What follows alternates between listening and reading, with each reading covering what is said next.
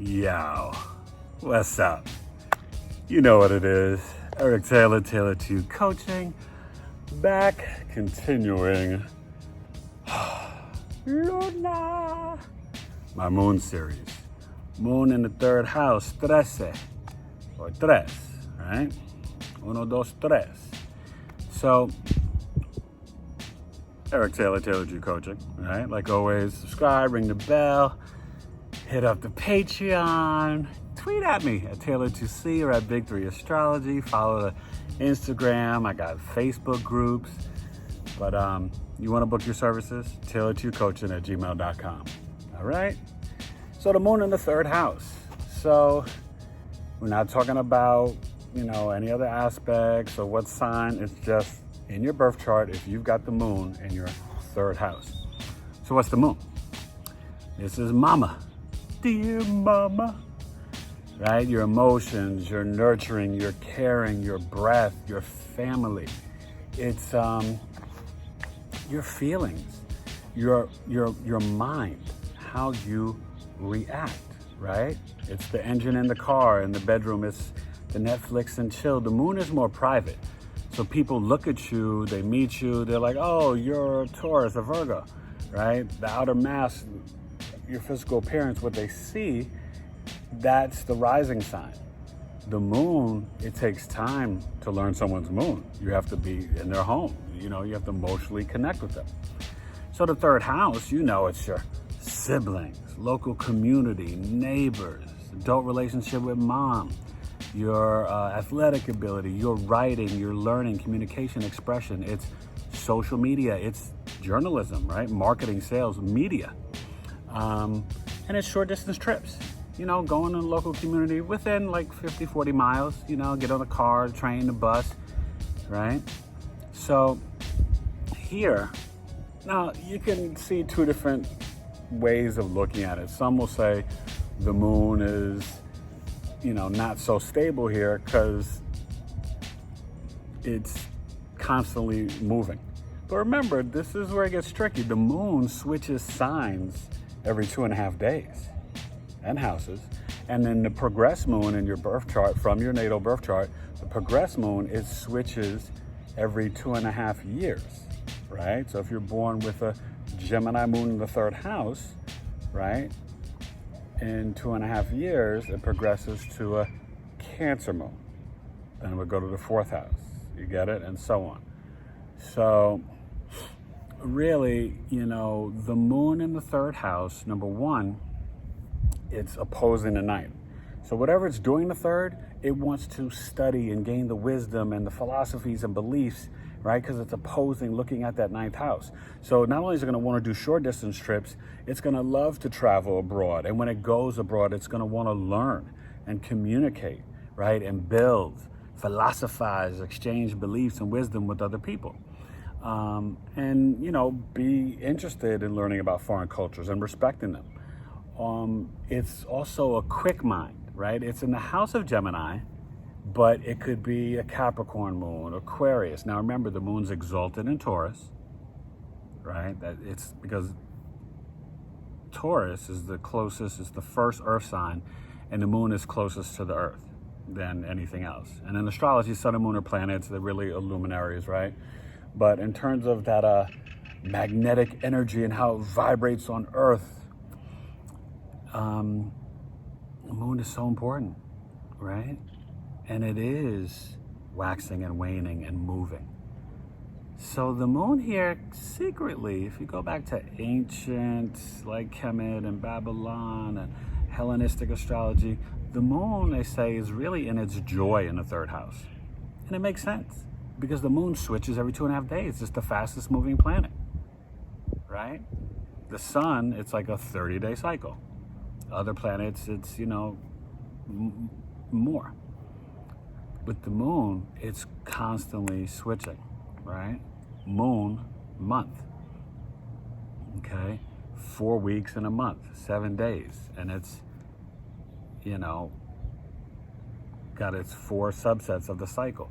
So also these people are great writers. Moon in the third house, very good writers, love to communicate, exchange ideas, they might not, and they love sales and marketing, social media. They might not like to stay at the same job for too long, unless it's probably their own business, I find that a lot of moon in the third house people, they are very funny, right?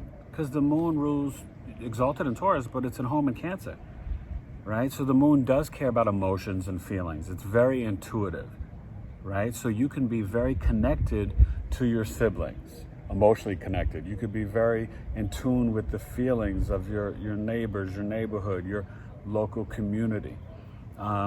Even when you write, you can have really good writing ability about tapping into what's current, what's now, what's happening, and in a intuitive way, okay? It's opposing the ninth, but it's, trining 11 and 7. So you're going to want to have a nurturing, whether you're a woman or a man, you're going to want to have a nurturing, empathetic, sympathetic, intuitive, caring spouse, right? But someone that is also kind of not just a husband or a wife, but a good partner. Like even if you wanted to do business with them, right? That they kind of get you.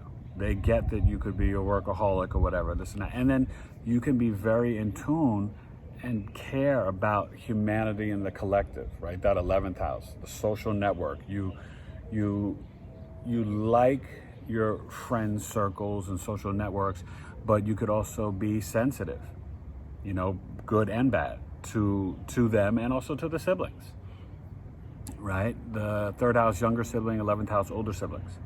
So, this is a very interesting placement. The moon is really, you're going to see it more stable in the second house or in Taurus, and see it kind of more chill and calm in the fourth house or Cancer. But within the third house, it kind of is mimicking a little Gemini energy. So they actually can be not just good writers and stuff, they actually can be pretty decent actors, journalists, broadcasters, and people that just love to be on the go, okay?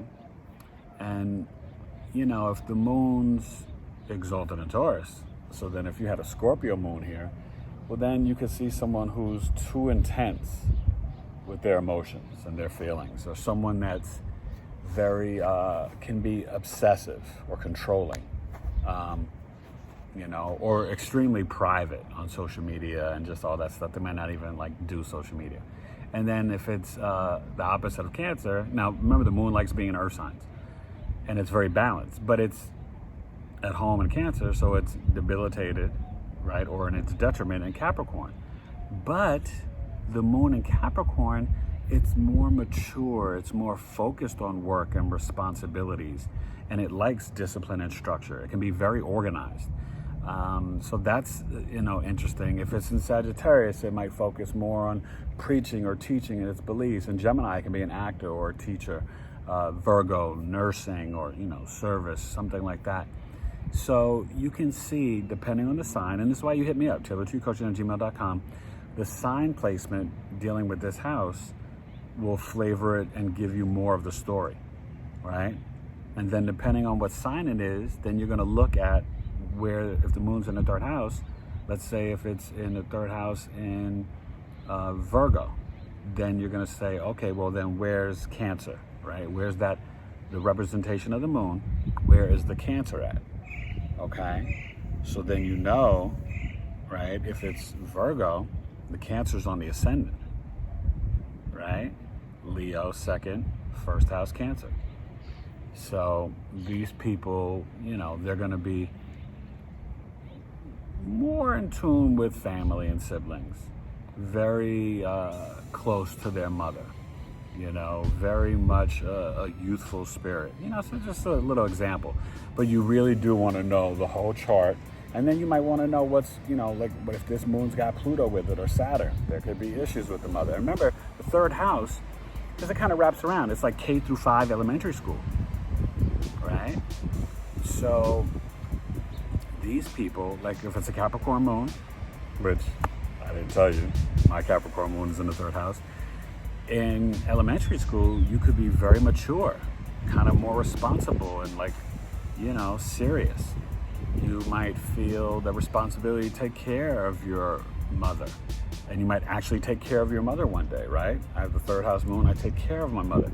But you might feel like you didn't really have a childhood. A lot of Capricorn moon people, there was a lot of discipline and structure, but sometimes they had to grow up fast, which I did, So, just some different examples, but moon in the 3rd house overall, it's not the best placement, but it's definitely not the worst, and you need to know the sign, I don't mind it in Capricorn, but when you have your moon in Capricorn in the 3rd house, you kind of place your emotions, you're like business first, and then you respond to the emotions later.